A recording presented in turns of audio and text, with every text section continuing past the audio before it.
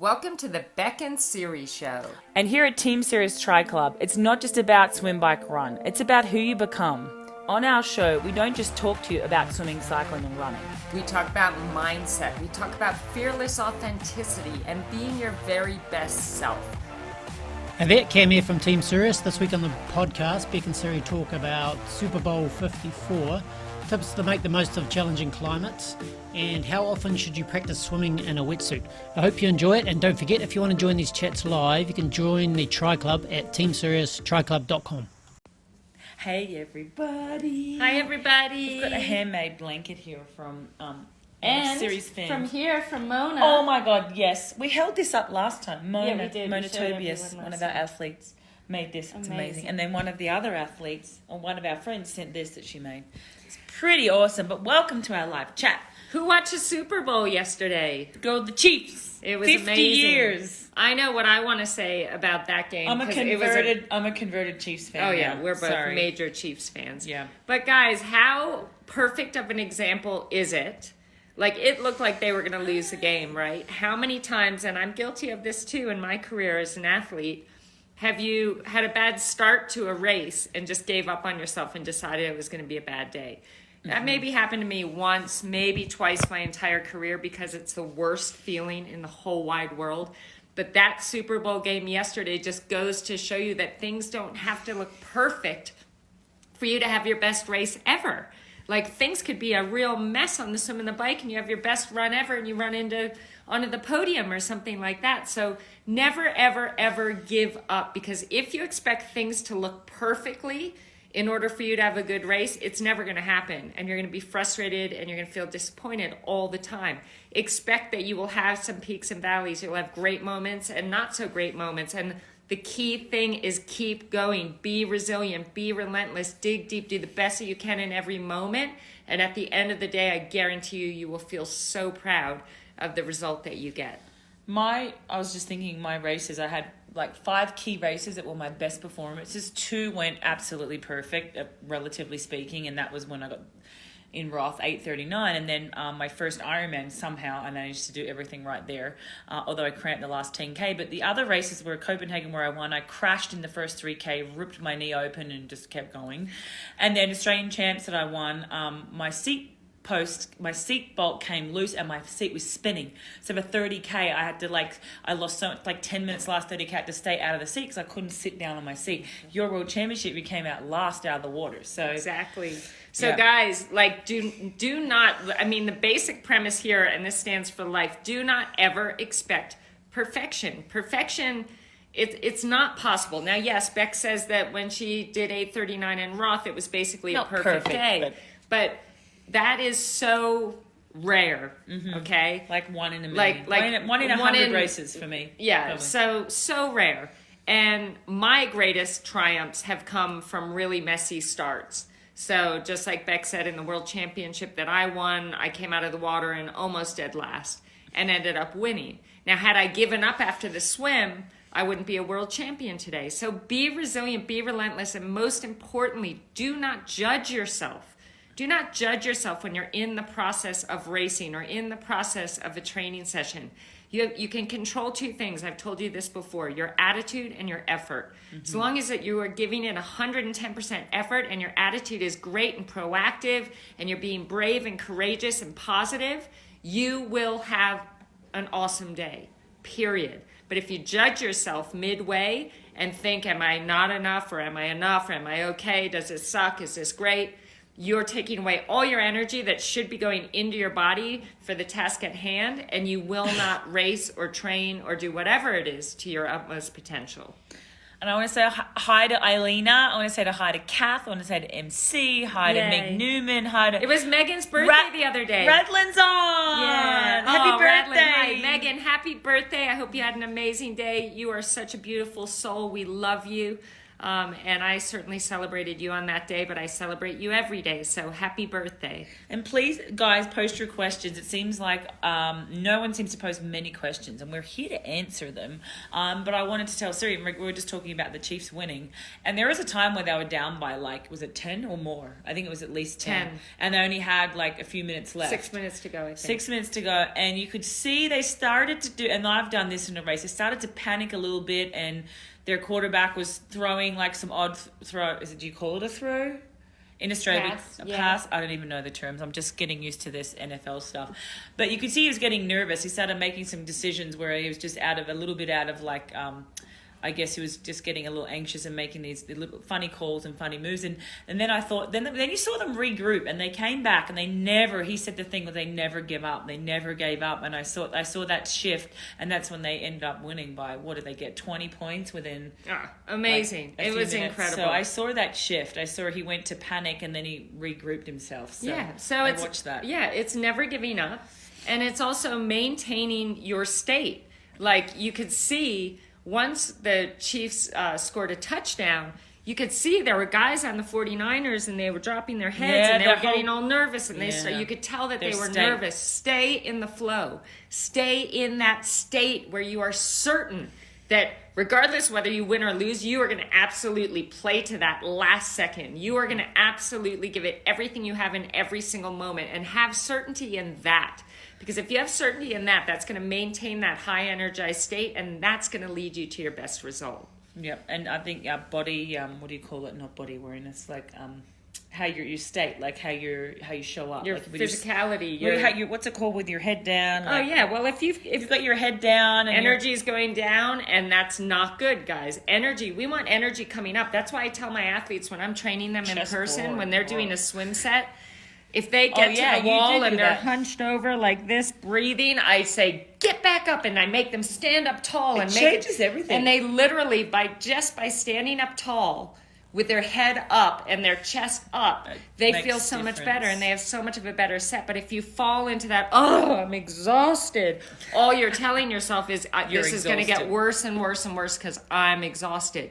So energy up all the time. Anytime you send energy down, you are lessening your power. Anytime you send energy up, you are adding to whatever it is that you're trying to put out. Body language, that's what I was trying to say. Your body language and your state. And then I think what you're telling yourself too, like sometimes, not often now, because I pick myself up when I do it. I know what I'm saying to myself, and if I was telling myself, I feel like shit, I just stop that, because you feel like shit and you're going to get more shit. Yep. So you have to say, I feel so good, oh my God. And then honestly, like psychologically, that shift, your brain and your body are so in sync, and it will believe anything you tell it. So I know one of my athletes said to me the other day, I feel fat and slow. And I was like, stop. If you talk like that, you're going to feel exactly like that. What you're going to get. And I get so frustrated when Siri would say that to me, but it is so true. And that's a great point, Beck. And I would add to that even that, you don't necessarily have to go from feeling crappy to, I feel great, because that feels almost, like you're making it up. Have it be more believable, like I feel really strong, I feel really motivated, I feel really ready to give this everything I have. Those are proactive words that are going to help energize you, and they will then take you to that, wow, I actually do feel great. Okay? Sometimes to go from I feel absolutely crap to I feel great is a big jump. That's a big jump, and you won't believe it. Yourself has to believe what you're telling it. So I feel strong, I feel motivated, I feel so fierce I'm getting so much fitter out of this session. Exactly. But something that a proactive line of thinking that is going to energize you and serve you, rather than falling into, and just catch yourself. We all do it. Okay, nobody's perfect. You're going to have moments where you think negatively, but the key is recognize it, watch it, but watch it go by. Don't let it stay. Don't let it live inside of you. Just watch the thought go by, and then find that line of action that's going to get you motivated to put everything you have and have a positive, proactive attitude. Awesome. And I was just thinking, I hope we get some questions, and then boom, Radlin writes a question. When are you racing again, Rads? It was so exciting to have you at our camp. Karen Burks literally taught her how to swim. She became a swimmer overnight. That. It was amazing. I remember that. It was amazing. I have a question. This is serious, even though it might be funny to you, hardcore peeps. What's the minimum effective dose required to train for my half marathon? Great question. On March 22nd. Ooh, I hope you started. I can't believe, firstly, you haven't asked us to help you with this. So please, Exactly. that's taken care of And now. we can train people March to do an 22nd. Ironman in 12 hours a Yeah. week, Radlin. So that should 10 tell you hours, something. So March 22nd, I feel like I've heard you're talking and doing some other cardio instead of running. Okay, I think if you have a marathon in 22 March, the best thing to do is run right now, just because of the short time frame. In saying that, we have to keep injury free too. But I would say right now, with the time frame, that's a bit of a push. I would say you want to be doing a lot of running, and you could probably supplement with a little bit of water running. Siri, March 22nd, and say she has an hour a day. It's so doable. Oh. We're on February 2nd or something. Oh my God, Radlin, you have no problem at all. We have like 8. You're is it absolutely 8 ready. weeks? I don't even know if it's 8 3, weeks. well, I think it's like 7 weeks. So Radlin, we're going to help you with that. And that's more than Zero. enough time, Radlin. I would, however, continue going to the pool, especially after your more solid If you have sessions. time, like But- the key would be running. But if she needs to, I'm talking like 15, 20 has, minutes like- of kicking. She has like 3 kids and like a 24-hour job, so Okay. that might be. But I agree totally. Then an Epsom salt bath would Yeah. be my next go-to. Although, They might have actually, a I would pool. do an Epsom salt bath no matter what. But if you could twice a week flush out the legs in the pool with some kick sets, that's amazing recovery and will help keep you healthy. But there is no doubt in my mind that in doing maybe 6 hours a week, Totally doable. you'll absolutely Let's not give it- only be able to do it, but you can do a great job. So let's give you quickly, and we'll also personalize this. We can come back to you personally too, one-on-one. But for anybody else wondering about that, they're just like, I'm going to do a marathon in a month, or I'm going to do. It's always doable. If you think you can do it, you can do it. And Is it good for your body? So we have, we. I mean, a half is fine, but if you wanted to do a marathon and you hadn't been running at all, not and you ideal. wanted to do a marathon She's in active. 6 weeks, then I'd say, yeah, you can absolutely do it, but it's not going to be great for Don't your have body. a goal time. But Radlin, for you, completion. this is for a half marathon, and with the time you have and with your fitness and strength background, no problem. So, Rads, write down how far you're up to running. Like, are you up to doing 30 minutes, just time-wise up to doing 20 minutes, and then we can get back to you after we answer some more questions and just give you an idea of a couple of sessions you could include. Yeah. Because we want to get you fit as quick as we can. So, Kath Carpenter. I would say one speed set a week, one strength set a week, one But she long won't know- run a she week, doesn't really and know one what that easy means. recovery. I know, but I'm just for people that do know what that means, Okay. because that question, Radlin, guys, that's just not a question for Radlin that we're answering. This is for anybody who may have that same question in the future. Yeah, I was going to go back to that after she told us like where she was at. Okay, Kath Carpenter, what do you recommend I miss training sessions in 10-week off-season plan due to a chest cold? Or 10-week off-season plan due to a chest cold in January and upcoming minor surgery I have to modify. Do I stay on course with weekly schedule and just modify the individual workouts to do? What am I able? This is a little bit of a long question. I'm not sure we can quite answer everything at once. To do, I'm able to. I would get a coach and have them Yeah. be able to redo your plan, because Yeah. that's a lot of That's a lot. different things kind of coming in. I would, if it's possible, get a coach for 3 months and have them help you organize your schedule so that it suits a you lot of modifications beautifully. there. Yeah. Because the fact that you have these modifications, that's no problem at all, but it's being able to figure out how now to step into your training, and a coach can really help you with that. That would be my greatest recommendation, but I would not start up where, on the date that your training plan is on now. I would go back if you miss quite a bit. Go and start again. But I would get a coach for a few months and have them help you with that. Yeah, and we also don't know, you're not telling us when your races are. It's just a lot of specifics that we would need to help you. We really want to help you with that answer. So we'd need to know when your race schedule was, and you're saying you've got surgery. So it sounds like you need more of a customized type training plan. And so I think And we would love to respond. help you with yes, that. Please let us and what help is you. your surgery you're getting? Let us know what Yeah. that is and the date, and we will be sending you all good vibes and so much love for that day. Yeah, and if you have got surgery coming up soon, I would just keep moving and just, choose some sessions to do each day. Start at the start again if you've missed a lot. Like, I think starting halfway through the plan, it starts to ramp up a bit after 4 weeks. So I'd go back and start the basics, and then with the surgery, you're having time off. It sounds like I'm not sure what for, but yeah, we can help you more if we knew a little more. So maybe just send us an email. Let's see, Radlin, I've started, it was a surprise, wrong answer. Hi ladies, great to see you. I'm 8 weeks into the 23-week program, love it. Yeah. Yay. Awesome. The climate right now is super hot and very humid. Any tips apart from training at the cooler parts of the day to make the most out of this challenge? Yes, we can totally help you with that. Make the most of this challenging climate.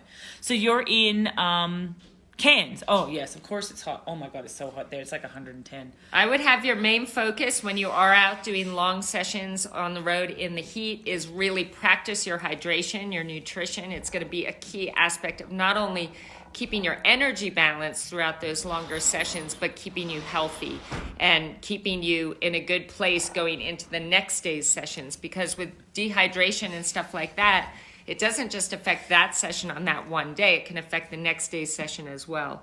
I would also do, half of your runs on the treadmill. Yeah. I would do some bike sessions on the turbo.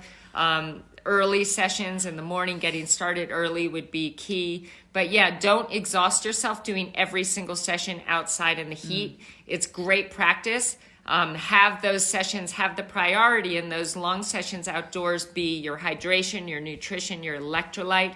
Have that be the priority, and you'll actually be amazed that in focusing on that, you end up having amazing sessions outside. Yeah, and thankfully you already live in Cairns, so you're actually naturally acclimated anyway, which is good. But I agree, like in some, say you've got the key bricks, to get the intensity, either start really early or you could do the efforts on the trainer and then the run on the treadmill. Just if you're doing that for the week, I would consider doing that just to get that speed and the efforts in and because you can't always get that speed in when your heart rate's extremely elevated outside. So like Siri said, I'd do a couple of the challenging sessions or the harder workouts inside for sure. Yeah. I hope that makes sense.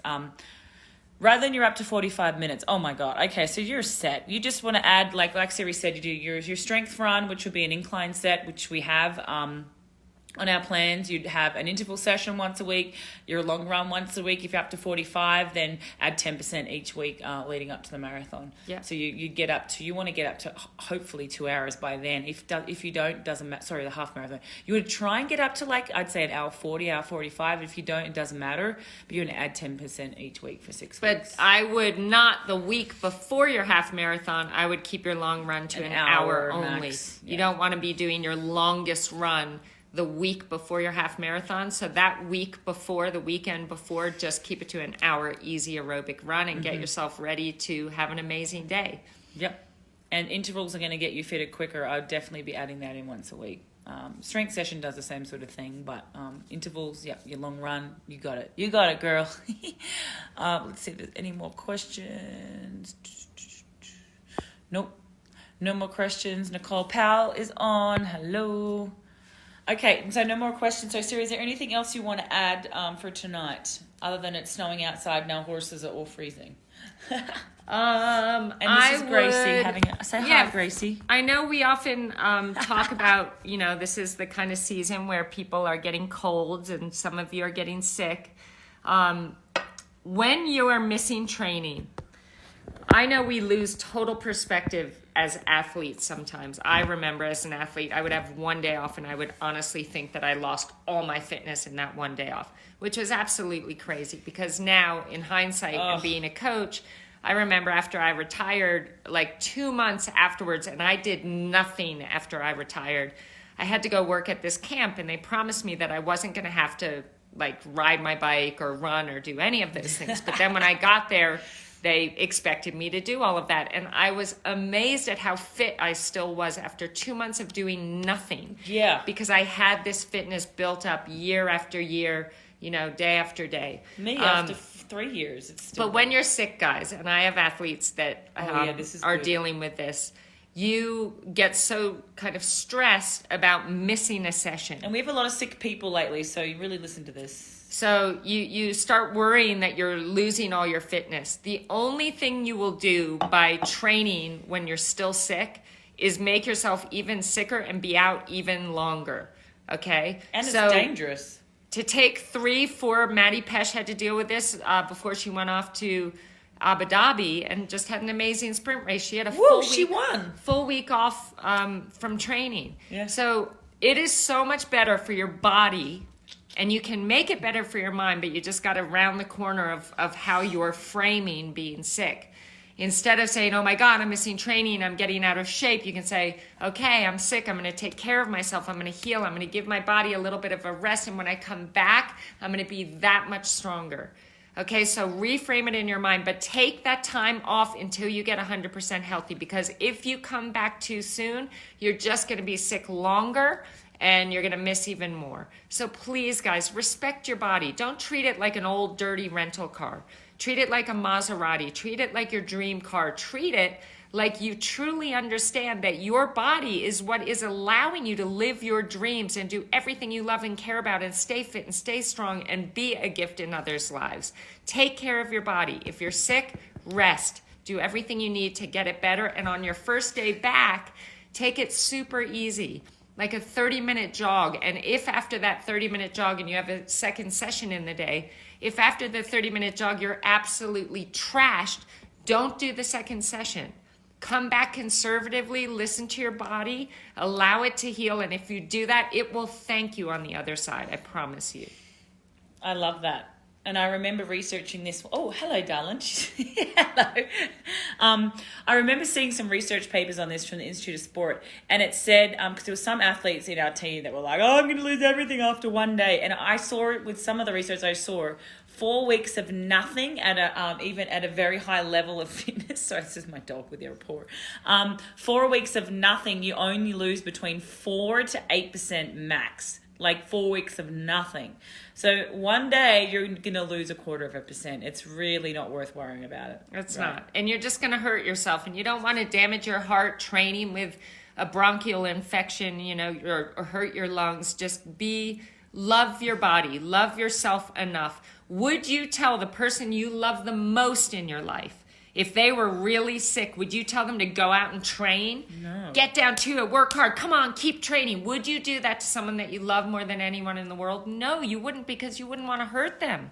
So why would you want to hurt yourself? Don't do it. Right. Rest, recover, give yourself time. Thank your body for all that it does for you. And when it's healthy, then you can get back into it and your body will be so happy to give you everything you want. And if that's not enough proof, training with a chest infection is so dangerous. I did it when I was younger. Like, I didn't have a day off in literally in 10 years other than flying, traveling and stuff.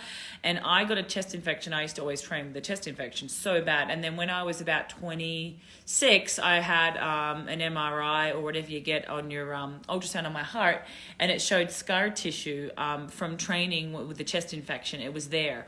And it's probably still there. But it's so dangerous. Like, you can actually have a heart attack from that. So I think, especially if it's on your chest, you've just got to be so careful. It's just not worth it. So all comes back to respecting and loving yourself as much as you love the people you love the most in your life. And we love you, and we want you to take care of yourselves, because we want to see all of you achieving your every goal and dream while also leading the most beautiful, joyful, fulfilling life. So and Alina's saying she's got her surgery today. So, oh my gosh, we're so proud of you for getting that sorted, getting it out of the way. I think is it shoulder?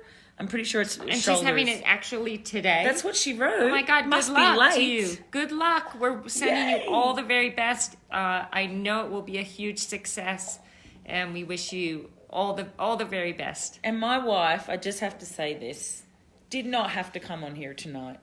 I love you guys. She has her pick line. She has another week on the trial, and then she has her biggest triumph ever, that she's going to overcome her stem cell transplant, planned for February 21st, and she's on here giving back as always. I love you guys. I want to be here for you. I'm just so freaking proud of her, and I feel so lucky, and she is going to be amazing. And I always, when I'm doing my priming and my prayer, I see her up on stage giving back like never before, like we never imagined. And she sits here and she gives back to this club, going through leukemia, and it just blows my mind. You guys make She's me just so so happy. brave, and I love you so much, baby. Thank you so much. And I'm just so grateful. And I love We're my so wife, and I want to grateful. thank my wife, because she is basically, she and my mom are my 24/7 caregivers, basically. And she is single-handedly taking on all the things that I used to do. My part on the ranch and my part with the gala. And she's absolutely amazing. You still lift your load. And she's still loving on me and not getting frustrated with me, and being the most beautiful, wonderful wife who loves me unconditionally. And she brings me so much strength, and I'm so, so grateful, because I know that when we are triumphant, when I conquer cancer, we will have conquered cancer together. So thank you for everything, Becky. Thank you, And baby. thank you to all of you. Baby, I'm going to let you go while I answer his last few questions because the horses, I know you want to go out and give them their grain. See, she says she doesn't do anything, yet she goes out to the horses and does all that stuff. I love you guys. Have an amazing week. Thank you for being you. You inspire us every day. Bye. And thank you guys for sending so much love to Siri. It means the It world. honestly helps her heal every day. But I'm going to quickly go to a couple of questions. Nicole Pell, how often do you recommend practicing swimming in a wetsuit? And how often would you suggest building open water swims into your program? Okay, great question. The wetsuit's really important, especially new wetsuits. New wetsuits, I always get a little bit smaller size than I feel like I need. So if I usually wear a small medium, and generally it would recommend me probably in a medium, but I always get a little bit smaller. And I always wear it, I would say, even 10 times before a race. You just have to be careful wearing it in the chlorine because if you leave the chlorine on there, it can damage your suit. So I would wear it in the pool just for the warm-up for, say, a kilometre or so because you can overheat too. And then take it off, rinse it, and then get back in the pool. So I would recommend minimum 4 to 6 times before the race to get used to it. And it actually will soften the neoprene as well and get it nice and loose for where you need it. And then you can also feel whether it's too big. In the pool, sometimes with the warm water, it can feel a little bit bigger than what it would in the cold when you're vasoconstricted in cold water. But great question, Nicole. And we always used to do in summer 1 swim a week in open water. If you can get to open water once a week, definitely do it.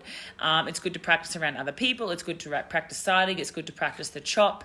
So I would definitely recommend 1 a week. And in saying that, if you can do a team squad swim session in the pool where you're practicing being around other people, you're doing mass starts like Siri does where we have side by side and you sprint. We just did a post on that the other day.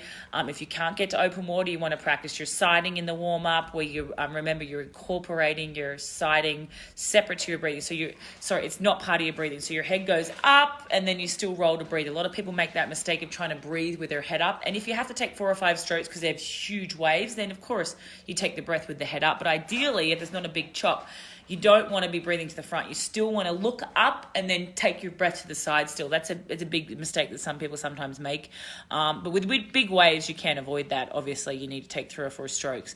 And I usually sight every 4 to 6 strokes, 8 max, because you can go off course. And that's why the bilateral breathing, you guys, is so important because you want to be seeing people beside you. You want to be seeing the buoy line, and you just never know what side the buoys are going to be on. So the bilateral is so good. It's also good for wetsuits because the wetsuits can be firm on your lower back, and if you're just breathing to one side and twisting to one side with that tightness of that wetsuit or that speed suit, when you have speed suits, it can really put pressure on your discs and cause like tweaks in your lower back, which is not good. So definitely with the wetsuit. Remember, plastic bag over hands, plastic bag over your feet, pull it on, give yourself a massive, I call it a wedgie, give yourself a massive wedgie, pull it right up and gather it up the top of your hips, the top of your legs. So you have that gathering. So when you dive in, it's going to come down a little bit. And also same with your arms, gather it right up on your shoulders. So you have that gathering and that extra bit of wetsuit at the top. Because when you dive in, it's going to come down a little bit. And even when you start swimming, it's going to come down a little bit. So I always make sure I've pulled some extra like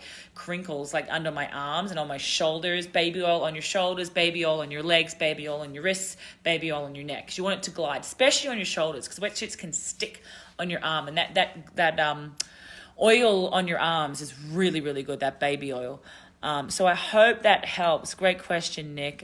We have a few more here. Ben's asking, first time I've caught you live, and as it's past midnight in the UK, love to you both. I'm so proud of you too. Oh, thank you, Ben. That's so sweet. Merle, thank you. Okay, let's see. Kat's, I think that's the last lot of questions. So much love and good vibes. Prayers to you both. Your light is so strong and giving my shine on you both in your greatest triumph. Thank you, guys. Yay. So grateful. Kath, if you need any more help in regards to that 10-week plan, email me. If I can't help you, if I'm too busy taking care of my wifey, I'll pass it on to Maddie, and Maddie will be able to help you with that. But we want to help get you on track with this plan and working in your surgery and everything. We want to help you as much as we can. So thanks, mate, from Australia. Yep. Oh, I missed that accent. my mum's coming over in a couple of weeks, so I can't wait to hear an Aussie accent, have my mummy here and my sis too. But love you guys. Thank you. I'm sorry if I've been a little bit MIA, but we really want to try and get on these live chats and be here for you. So don't forget, we convert these to a podcast. So if you miss it, you can just download the Bek and Siri show. Please write us a review on there if you like that. It's on iTunes and Spotify too. So yeah, thanks guys. We love you. And I'm going to go kiss my horses goodnight. Bye. Hey there, Cam here again. Thanks for listening. Head over to teamserioustriclub.com for more tips on advice for triathlon. And if you want to join the club, you can also do that. Head over to the website, teamserioustriclub.com, and click on the Team Serious Tri Club link. See you next week.